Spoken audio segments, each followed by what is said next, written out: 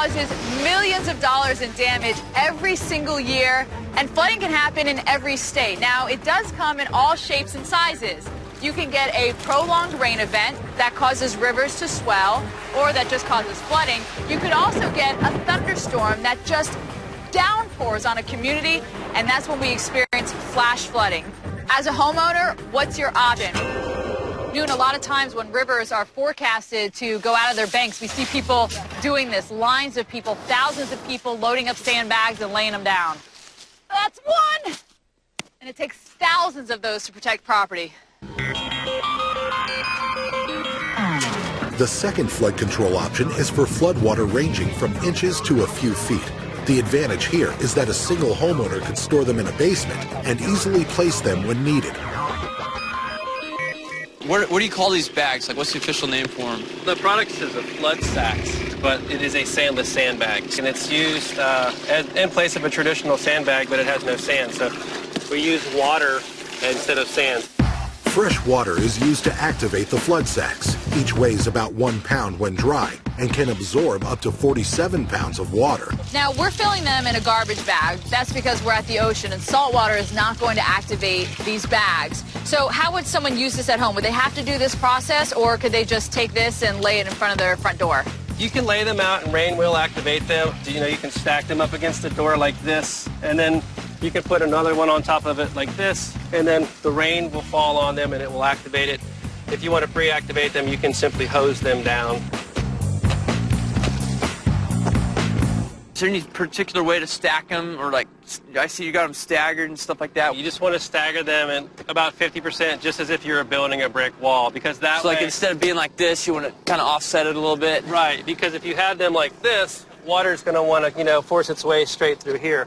But when we have them this way, we've created a seal here and then a seal up against here, so the water, it's a good seal, so there's no gap left in there by staggering them. Gotcha. And does it help it when you stack them up higher? Does it help keep it together, keeps it from tipping over and stuff like that? Yes. Too, right? It stabilizes it, because if you follow the same pattern up, then it's going to want to tip over. But this way, when you stagger them, it has more stability.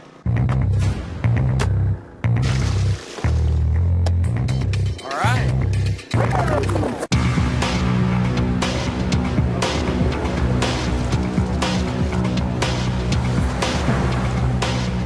Water coming up against these, and they're not moving, and it doesn't seem that they're leaking at all. Let's talk about the whole process of what's happening right now and how well they protect.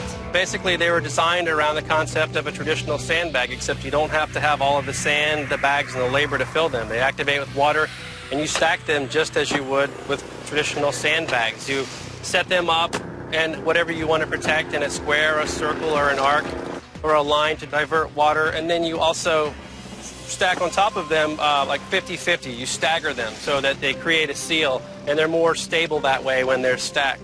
And I like that this also is a little bit of a wave. I mean, we're getting a little energy into these bags, and they haven't moved, they haven't budged whatsoever. So that's a good thing to see. I mean, that was a good little wave that just hit into these bags here. Newton, I know that you don't like to do anything easy. You like to put all of our products to the worst case scenario. And I feel like we're really doing that with our sandless sandbags. A, because we have waves that are hitting them. You can kind of see them, do a little shake. And B, it's also on sand, which is not where you would typically use sandbags. Yeah, that's right. I mean, you can see there's a little bit of wetness right here. The water's coming underneath through the sand. And then going in, this is a cool setup right here. This is real typical what you do with this type of a barrier. You put a pump behind it, because pretty much any barriers you put up aren't going to stop every little drop, but it stops enough to where the pump can keep up. And as you see, we're dry in here, and there's water coming around us. Yeah, and a lot of these aren't to necessarily build a barrier in between a river and your home. These are more typically used if you want to seal off your doors or if you want to seal off your garage, things like that. So we really did put these to the most extreme tests. Imagine if you live near a river, or if you're not even used to your area flooding, and all of a sudden you get a knock on the door that says, hey, the water's starting to rise. What's great about this product is you can deploy it very easily and very quickly, which is key because that gives you more time to get your belongings and your family to higher ground. The coolest thing about these FloodSax is there's 5 of them right here. Imagine trying to carry 5 sandbags like this. It's not going to happen. We got 3 bags right here. If this was sandbags, they'd be really heavy. I drive a stake in here, right into the ground, and I can walk away, and as the floodwaters come, it'll soak up and provide a barrier even when I'm not there. And I never had to fill sand or anything. I put it in my closet, stuck them on the ground, away I go, and I got protection left behind when I leave.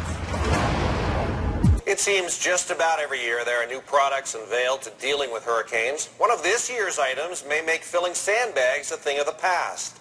It's called FloodSax, and they're made up of fully biodegradable, lightweight absorbent material that draws in water. This can be used to not only prevent the water from getting in, but being used on the inside to make sure anything that happens to leak through is picked up. The product actually activates in 3 minutes. It gets to 90% of its weight, and in 5 minutes it reaches 100% of its full weight. It can actually pull in up to 5.5 gallons per bag. The company says the water that gets sucked in doesn't leak out and can be deployed for 90 days.